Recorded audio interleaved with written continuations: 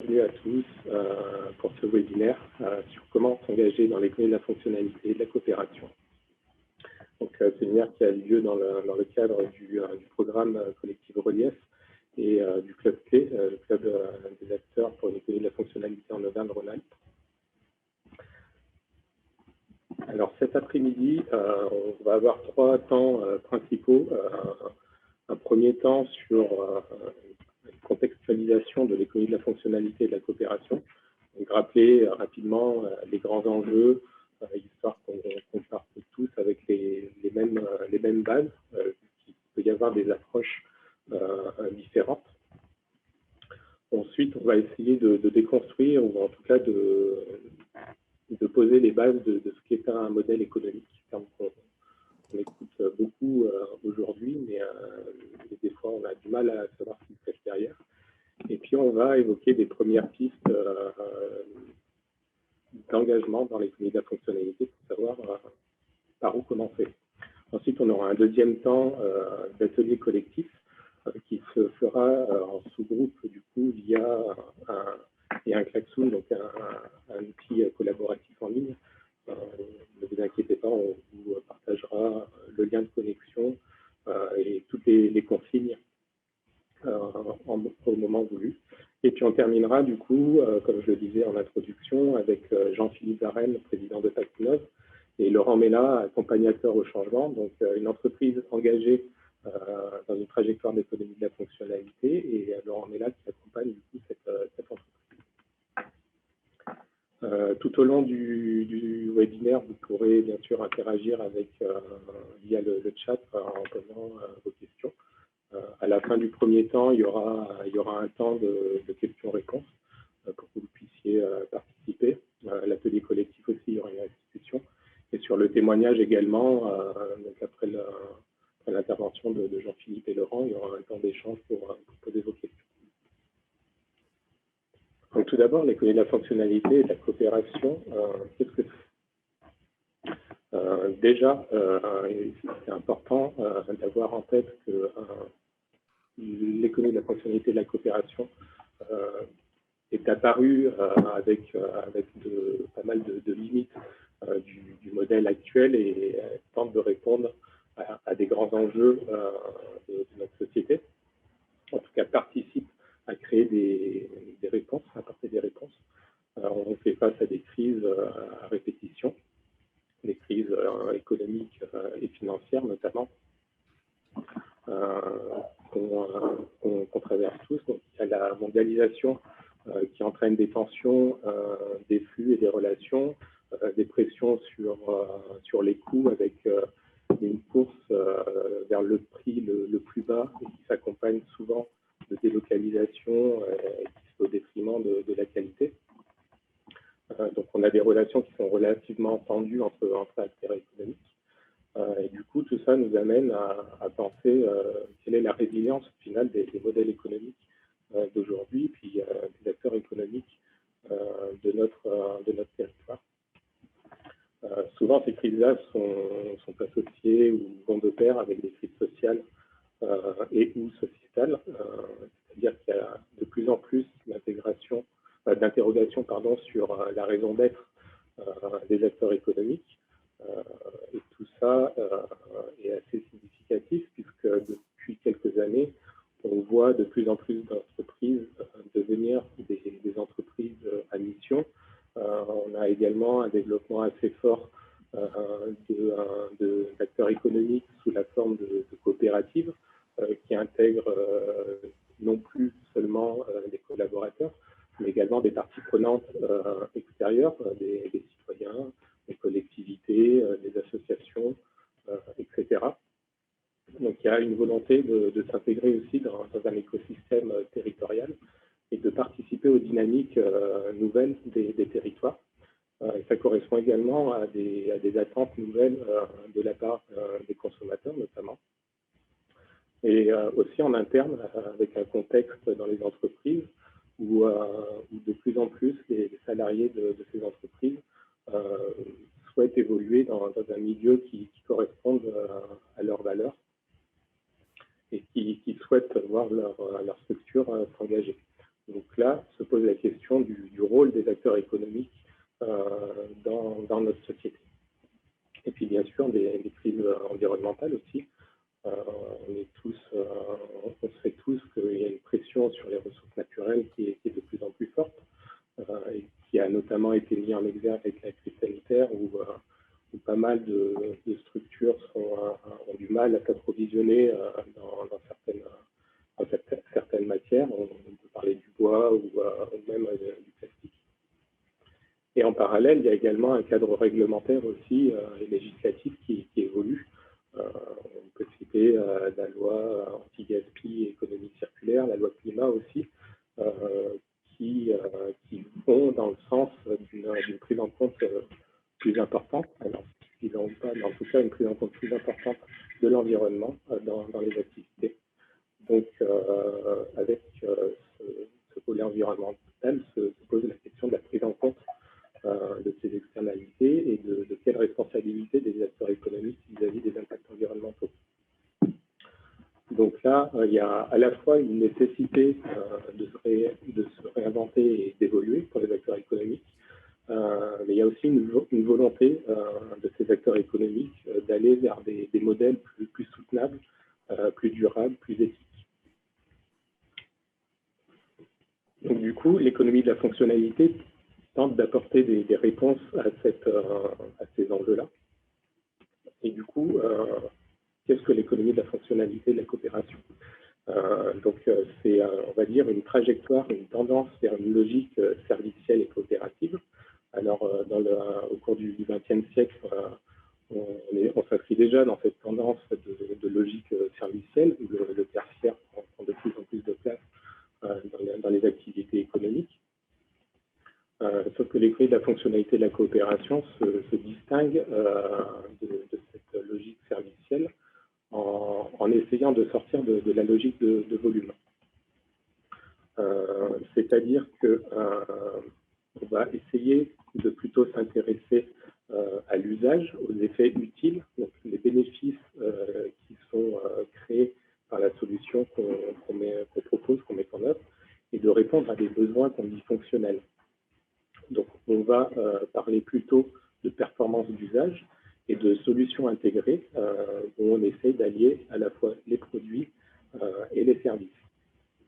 Donc, on va essayer également de sortir de cette logique du principe de propriété. En principe, les clients sont de moins en moins demandeurs d'être propriétaires du bien ou des biens qu'ils achètent, mais cherchent plutôt une solution qui répond à leurs besoins. Donc là, c'est un enjeu qui est relativement fort de cette réponse à un besoin, et c'est là que la coopération du coup prend tout son sens. Il y a des relations du coup qui deviennent beaucoup plus coopératives. On va essayer de prendre en compte les contraintes de l'autre et on va vers la convergence en fait des intérêts. Il y a cette idée d'engagement réciproque dans la coopération. L'économie de la fonctionnalité de la coopération, ça permet notamment de se re-questionner, de se questionner sur qu'est-ce que je fais en tant qu'acteur économique, pourquoi est-ce que je le fais et comment est-ce que je le fais. C'est un peu une prise de recul, au final, une prise de hauteur sur ces questions-là. On est souvent aussi exposé à la comparaison ou au raccourci qui peut être fait vers la location. On se dit, mais en fait, cette logique servicielle, c'est en quelque sorte de la location, comme les locations longue durée, les offres de leasing, etc. Alors, pas tout à fait, même pas du tout. Pourquoi? Parce que l'économie de la fonctionnalité de la coopération, ça s'inscrit dans une perspective de développement durable et de transition écologique. C'est-à-dire que déjà, on va sortir de la logique de volume. Du coup, a priori, on baisse en tout cas, on minimise notre pression sur les ressources naturelles. Mais on essaye aussi d'inclure les externalités engendrées par nos activités. Alors, il y a des externalités négatives et il y en a des positives. Il y a également des externalités environnementales, des externalités sociales, économiques, etc. Donc, dans l'économie de la fonctionnalité, on va essayer de les intégrer à l'organisation de notre entreprise, de notre activité. On va essayer de les identifier, de les maîtriser, idéalement les diminuer quand elles sont négatives et les optimiser quand elles sont positives. Ça implique aussi, comme je le disais juste avant, cette notion de coopération, une relation partenariale avec les parties prenantes qui s'engagent du coup plus sur le moyen long terme. Quand on est sur une offre en économie de la fonctionnalité, en principe, c'est quelque chose qui nous engage sur une durée plus ou moins longue, mais en tout cas, on sort de cette relation où on achète, on devient acquéreur, et puis nos relations se stoppent.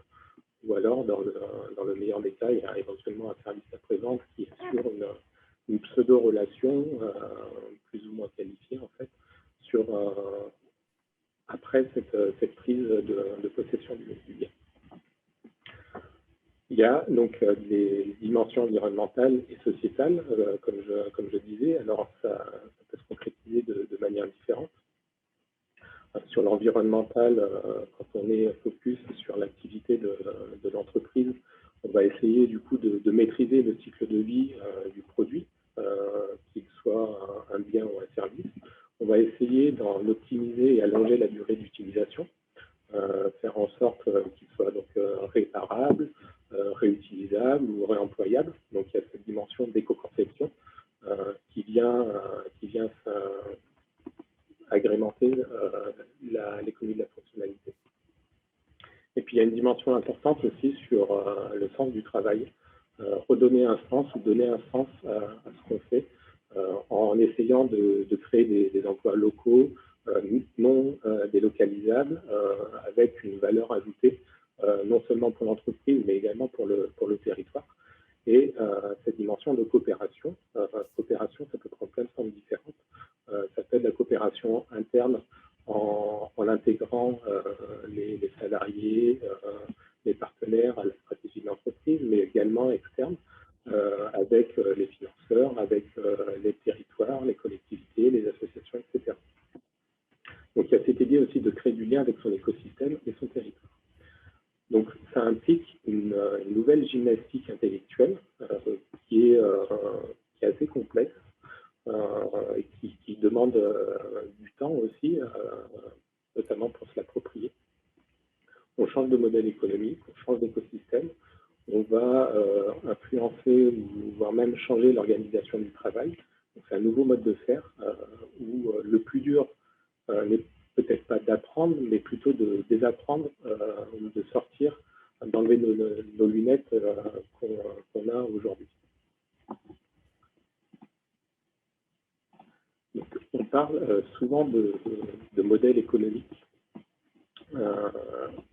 sans trop savoir en fait ce qu'on met derrière. En économie de la fonctionnalité de la coopération, on essaye de décomposer un petit peu ce que peut être un modèle économique. Donc, on essaie de le décomposer en quatre sphères, en 4 domaines. Alors, bien sûr, ce n'est pas une vérité absolue. Vous trouvez certainement d'autres définitions de ce qu'est un modèle économique en intégrant d'autres choses. Mais en tout cas, en économie de la fonctionnalité de la coopération, c'est l'une des entrées qui peut être utilisée. Donc, un modèle économique, en fait, c'est le fonctionnement de la structure. On essaye d'identifier le processus de la création et de production de la valeur. Donc, si on commence à creuser un petit peu, on commence par le modèle d'échange, c'est-à-dire qu'est-ce que j'offre. On passe d'une offre qui est uniquement, on va dire, quantitative, à une offre qui est plus qualitative, ou en tout cas qui intègre les effets utiles, les bénéfices, et d'autres choses que des indicateurs qui sont uniquement palpables, numériques, etc. Donc, si on prend l'exemple des aides à domicile, par exemple, aujourd'hui, on a tendance à vendre un nombre d'heures, un temps passé, mais on n'intègre pas forcément les effets utiles, comme le maintien du lien social, par exemple, et on a du mal à l'évaluer ou à le valoriser. Un exemple je me souviens, qu'il y a quelques années m'avait marqué, c'était la commercialisation d'une offre de la Poste, qui, en plus du service public de distribution du courrier qu'elle effectue, proposait une nouvelle offre de prendre des nouvelles des personnes à qui distribuer le courrier. C'était souvent orienté pour les personnes âgées. Je me suis dit, mais en fait, c'était quelque chose qui était déjà fait de manière naturelle il y a quelque temps et qui n'était pas forcément valorisé, en tout cas mis en avant. Et je trouvais ça un peu dommage du coup de facturer le fait de taper à la porte, d'ouvrir et de demander comment ça va et de rendre compte qu'il y a juste ça. Donc c'est ça le modèle d'échange, c'est ce que j'offre. Et c'est très en lien avec le modèle d'affaires. Le modèle d'affaires, c'est comment est-ce que je vais générer des revenus. Alors, donc on peut parler d'unité de facturation. Par exemple, sur l'exemple d'avant, l'unité de facturation, c'est un nombre d'heures. En économie de la fonctionnalité, on va plutôt essayer de parler de l'unité fonctionnelle, c'est-à-dire au final de reprendre les effets utiles qui sont générés et de révéler la valeur qui est réellement créée par l'offre qu'on met à disposition. Et on va également s'intéresser à la répartition de la valeur en prenant la chaîne de valeur, que ce soit hors entreprise ou inter-entreprise. Aujourd'hui, on fonctionne en silo et la Poste va prendre sa valeur créée juste pour elle et ainsi de suite. Et on va tendance à séparer chaque acteur en fait et ne pas se poser la question de qui crée la valeur, comment est-ce qu'elle est créée et quelle répartition est la plus juste. Et là, du coup, on peut passer au modèle de production. Donc, le modèle de production, c'est quelle organisation du travail est-ce que j'adopte pour créer et générer la valeur et l'offre que je veux mettre en place. Aujourd'hui, depuis quelques décennies maintenant, on est plus sur une division du travail, sur une spécialisation des tâches, sur un fonctionnement en silo, sur des ressources matérielles, sur des contrôles de conformité. On est sur des produits ultra standardisés avec une qualité, un contrôle de la qualité très, très fort. Et si on ne fait pas ce qui est prévu, c'est qu'on a mal travaillé, en principe. Dans l'économie de la fonctionnalité et de la coopération, on a une approche un peu différente, même très différente, dans le sens où on va laisser une plus grande place à l'adaptation, à la flexibilité et essayer d'adopter justement, avec une même organisation, d'être en capacité de produire plusieurs choses différentes, de répondre à des besoins différents et qui évoluent surtout. Un besoin n'est pas arrêté. Donc, on va évaluer le travail et le résultat, et pas que le résultat. C'est-à-dire que si on ne fait pas ce qui est prévu, c'est qu'il y a certainement des raisons, et ça ne veut pas forcément dire qu'on a mal travaillé. Il peut y avoir plein de facteurs extérieurs ou internes qui font qu'on n'a pas atteint les objectifs. Mais en soi, ça peut être source d'apprentissage. Et on peut tirer peut-être la ficelle de la qualité de vie au travail, des conditions de travail aussi, et de prendre cet aspect-là travail comme une ressource matérielle, et en fait quelque chose qui est difficilement mesurable, mais qui au final a peut avoir un impact important sur l'organisation du travail et sur l'atteinte ou non des objectifs. Et la dernière entrée possible, c'est le modèle de gouvernance. On parle de relations entre parties prenantes. Donc, parties prenantes au sens large du terme. La gouvernance, il y a plein de choses. Aujourd'hui, on est essentiellement sur un périmètre de responsabilité qui est limité et où les externalités ne sont pas ou peu intégrées à l'organisation et à l'offre qu'on met en place.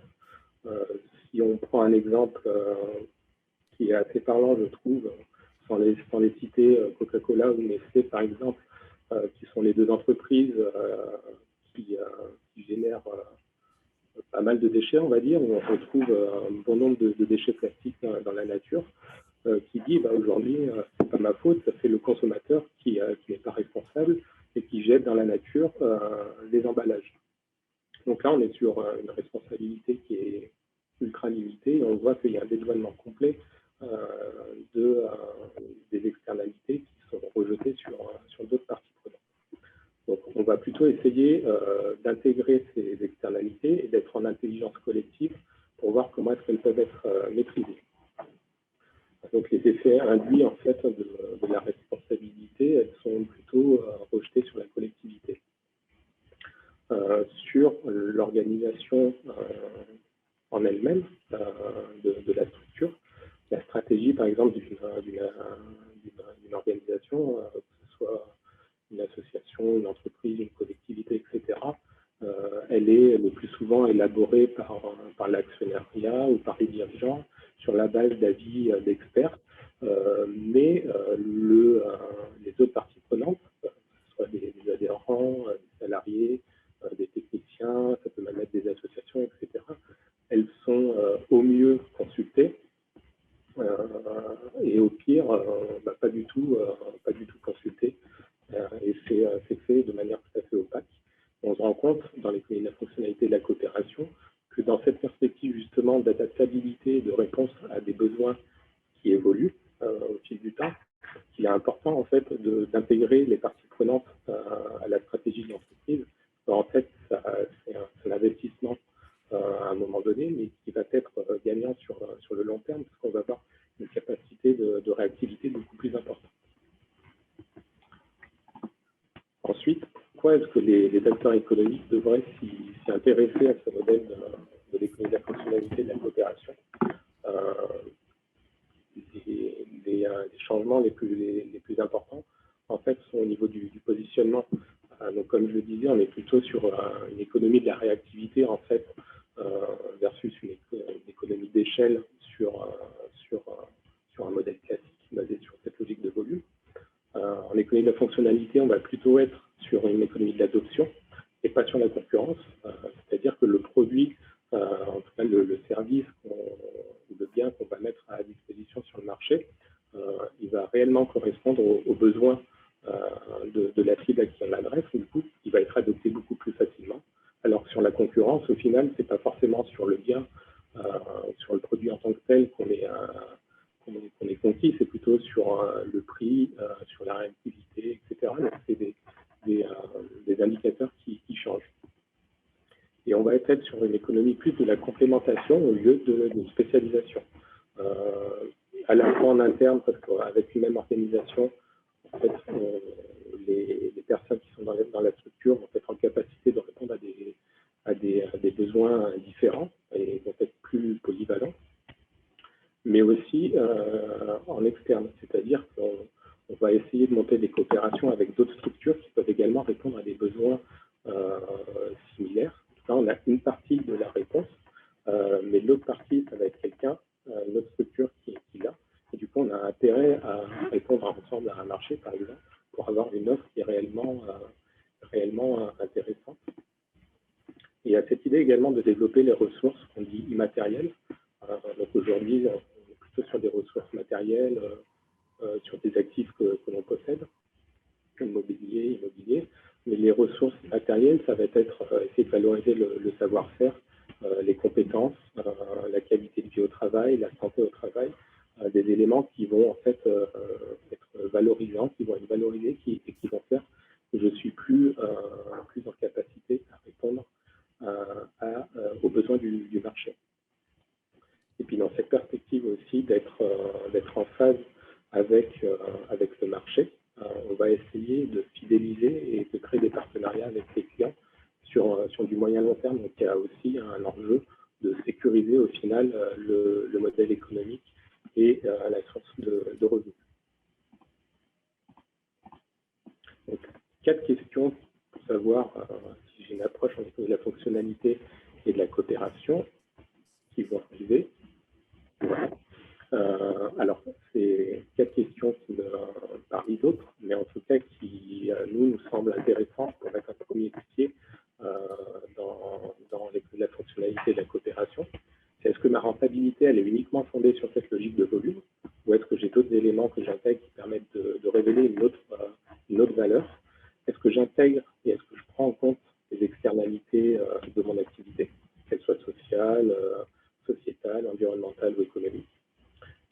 le facteur travail est intégré à ma stratégie d'entreprise?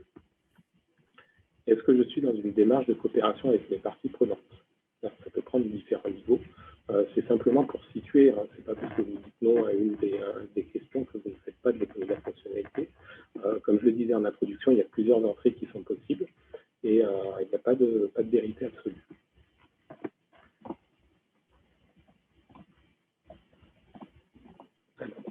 Donc, par où commencer?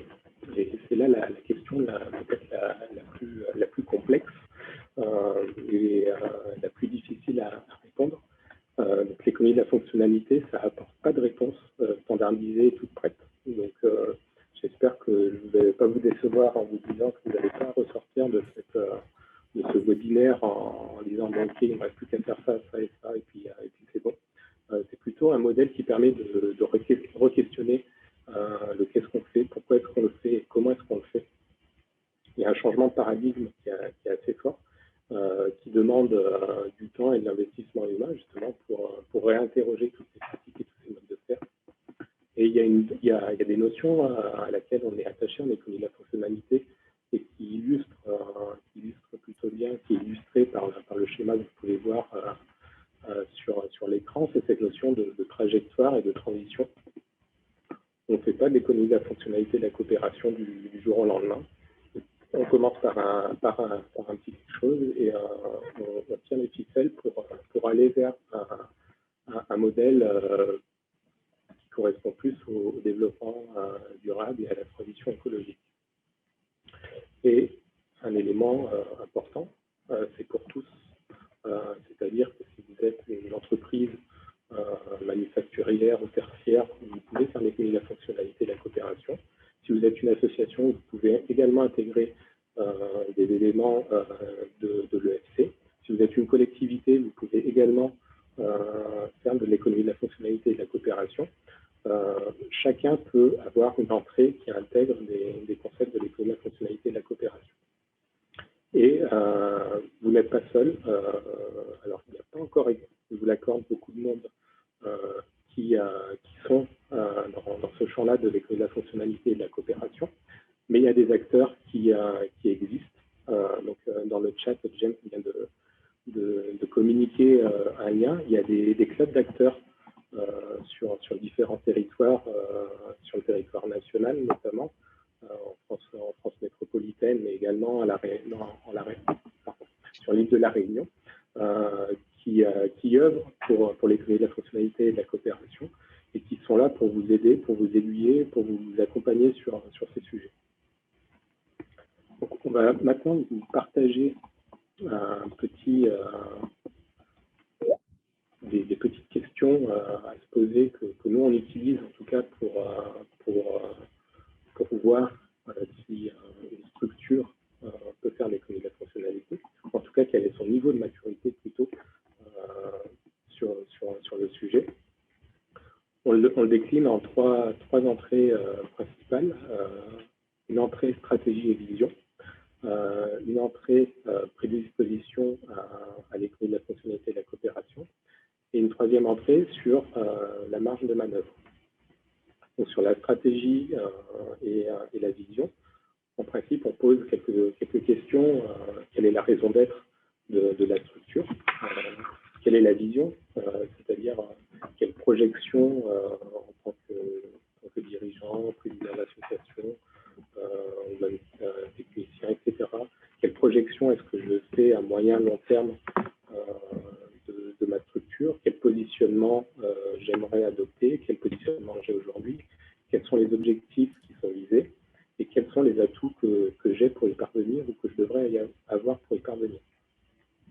Également, des éléments qui sont importants. Quels sont les métiers que j'ai à disposition? Quels sont les savoir-faire que j'ai déjà à disposition?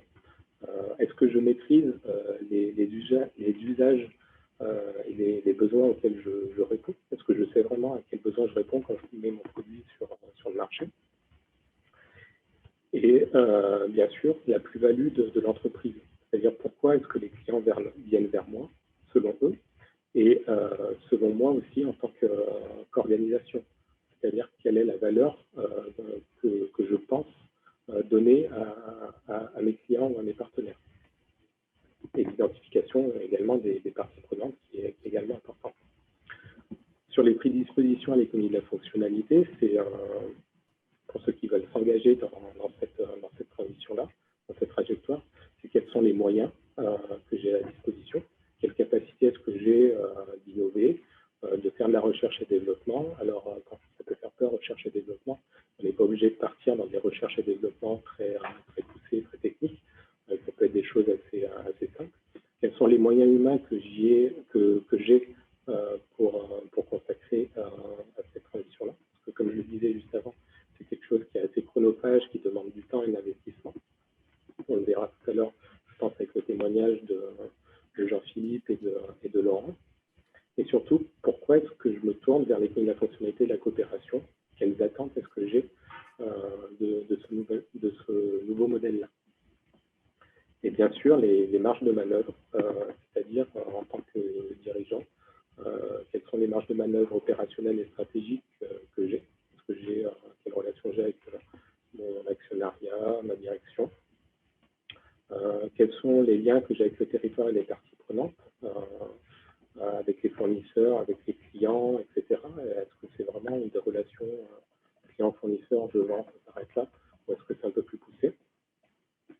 Et les expérimentations de coopération que j'ai déjà fait, et si j'ai déjà fait des actions qui rentrent dans le champ du développement durable, qui pourraient s'intégrer à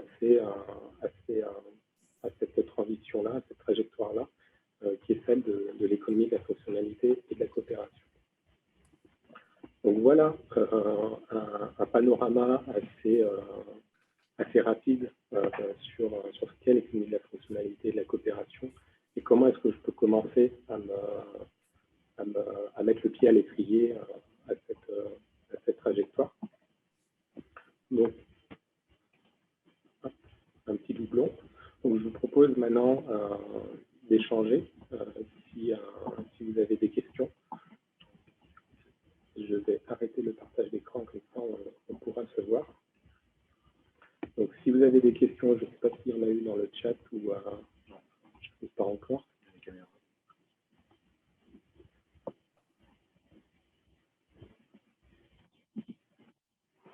Vous êtes peut-être un peu timide pour l'instant. Peut-être que vous avez besoin de temps pour digérer tous les éléments qui ont été communiqués. Bonjour. Alors du coup, moi aussi, j'ai une question. C'est-à-dire donc j'ai bien compris que le raccourci à ne pas prendre, c'est de partir bien en tête sur de la location, parce que ça veut dire qu'on occulte tout ce qui va autour, on s'intéresse uniquement à la partie économique de la transformation. Néanmoins, moi j'ai eu donc moi mon job c'est je travaille pour une société de financement qui déploie du leasing et de la location financière et on est régulièrement en contact avec des entreprises qui veulent s'engager dans cette voie-là, mais qui se retrouvent embutées justement d'un point de vue économique. À un moment donné, quand vous avez un modèle qui est basé sur la vente de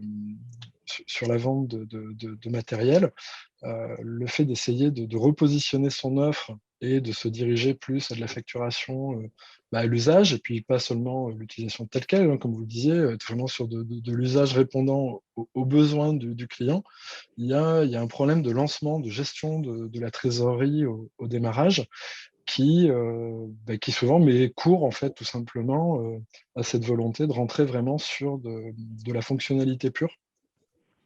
Et c'est à ça, moi, c'est pour ça que je suis là aujourd'hui, en fait, hein, c'est pour essayer de bien comprendre, peut-être trouver d'autres exemples de sociétés qui ont réussi à passer le pas, qui ont réussi à se transformer et à changer leur modèle, malgré cette contrainte économique qu'ils rencontrent. On arrête de vendre du matériel et on passe sur de la vente de la servicisation, finalement, du matériel. Voilà ma question. Effectivement, c'est une question qui est très, très importante et qui ressort aussi. Donc, on accompagne des entreprises actuellement qui sont engagées dans une trajectoire en économie de la fonctionnalité. Et comme pour toute entreprise, enfin comme pour pas mal d'entreprises, en tout cas quand on passe de la vente d'un bien de la mise à disposition. Du coup, effectivement, pour le client, c'est un investissement, c'est un coût de fonctionnement, et ça veut dire que l'entreprise qui fait de l'économie de la fonctionnalité, du coup, reste propriétaire, et du coup, c'est elle qui investit au final. Donc, ça pose ce problème du plan de financement. Nous, aujourd'hui, comment est-ce qu'on prend cette question? On essaye de sensibiliser, de former et d'informer les financeurs pour justement leur donner des clés de lecture sur ce nouveau modèle économique et qui sortent en fait d'une analyse comme ils ont l'habitude de faire sur simplement en fait dire, bah non, vous allez avoir un problème de trésorerie et de voir un peu plus à moyen un peu plus loin, de se projeter, de dire ok, il va peut-être y avoir un petit décalage de trésorerie au début, mais ça va être compensé par la suite. C'est un travail qui demande pas mal de temps. C'est une nouvelle gymnastique aussi pour les financeurs. Et là-dessus, alors je pense que c'est une question qui pourra être posée après à Jean-Philippe, parce que je pense qu'il est confronté à ces questions également. Aujourd'hui, on n'a pas de réponse claire sur il faut faire comme ci, il faut faire comme ça. Ce que nous, on pourrait conseiller, c'est, comme je le disais tout à l'heure, il y a la notion de trajectoire qui est importante. Et on fait pas de l'économie de la fonctionnalité du jour au lendemain. Ça s'anticipe aussi. Il faut anticiper ces questions-là. On va rester propriétaire en fait des solutions qu'hier on vendait. Donc, comment est-ce qu'on trouve un montage financier qui nous permet de rester à l'équilibre en fait, de ne pas perdre d'argent. Et ça passe également. C'est là que la coopération prend aussi son sens, de monter peut-être avec des experts comptables aussi, des entreprises pour leur expliquer la démarche et pas qu'ils voient un dossier arriver sur leur table comme ça et que ça bouscule tous leurs repères en fait et qu'ils n'aient pas de clé de lecture. Ça induit aussi de la coopération avec les organismes financiers qui vont financer pour leur expliquer comment est-ce que ça fonctionne. Alors, c'est une réponse qui peut être un peu insatisfaisante et qui demande beaucoup de temps et d'énergie pour les entreprises. Mais pour l'instant, on en est un petit peu là. C'est une question qui est assez complexe. Oui, tout à fait. C'est vrai que souvent, tout ce qui est sourcing des matières pour se diriger vers justement des matières, soit des matières recyclées sur site, soit venant enfin voilà. Et à l'inverse, la fin de vie de produits, souvent l'entreprise arrive à pas mal travailler dessus, à l'anticiper, à l'intégrer et elle avance bien dessus. C'est vrai qu'il y a toujours ce volet de la bascule à un moment donné, de dire bon, bah, maintenant qu'on est dans on rentre dans de l'économie circulaire et que c'est plutôt maîtrisé, enfin, on a notre plan, on sait où on veut aller. Il y a ce passage effectivement à l'action de bon, bah, maintenant on va passer sur la vente de services et ça bloque parce que les financiers ne suivent pas, ouais, tout à fait. Il y a peut-être d'autres participants qui Bien peuvent... sûr. Merci. Non, mais réagir sur votre question, en fait. Même réagir, voilà, soit confirmer cette tension, soit apporter un éclairage sur des solutions qu'ils auraient pu observer ou rencontrer. Alors, c'est vrai, sachant qu'il y a un certain nombre d'entreprises qui sont dans ces trajectoires, ce que dit Nicolas, et qui, bon, alors chaque fois c'est des cas particuliers, mais qui ont trouvé des solutions pour effectivement être financièrement soutenus, que ce soit l'autofinancement avec des financements tiers. Et à l'écoute, s'il y a... Et puis d'autres questions aussi, bien sûr.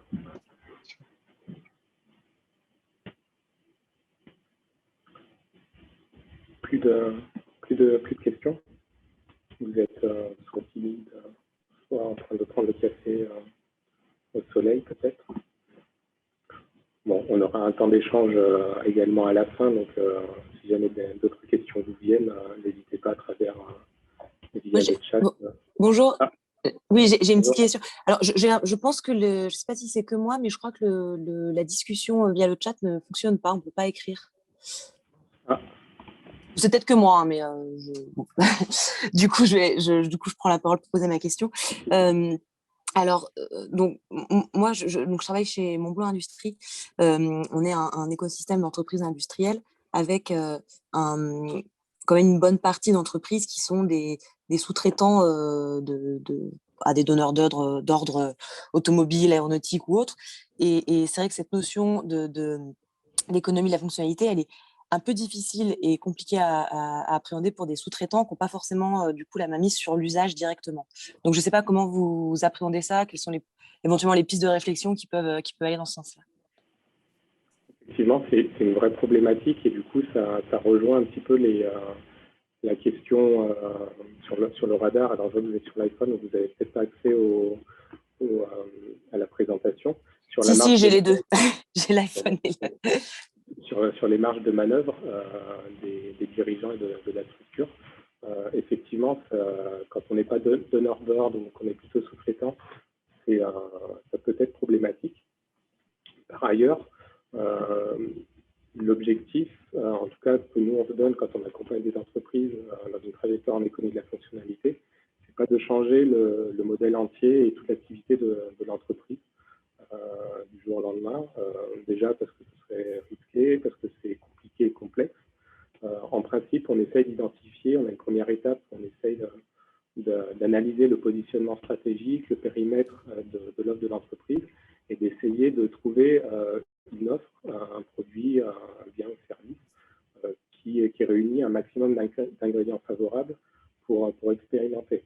Alors, des fois, ça peut être sur des offres qui représentent moins de 5% de l'activité d'une entreprise, mais c'est déjà bien dans le sens où déjà que c'est un modèle qui est nouveau et complexe. Et si en plus on prend une offre qui ne réunit pas un maximum d'atouts favorables et d'atomes crochus, ça devient mission impossible. Donc, nous, ce qu'on préconise, c'est d'y aller à petits pas, on va dire, de choisir une branche d'activité qui est a priori plus favorable en interne mais aussi en externe, mais c'est d'identifier des partenaires potentiels qui sont intéressés par cette approche, qui partagent des valeurs intéressantes. Et du coup, ça permet d'avancer ensemble et d'essayer de coopérer, de co-construire de nouvelles choses. Je ne sais pas si ça répond aux questions, mais c'est une des entrées qu'on peut prendre, en tout cas quand les entreprises ne sont pas donneurs d'ordre direct.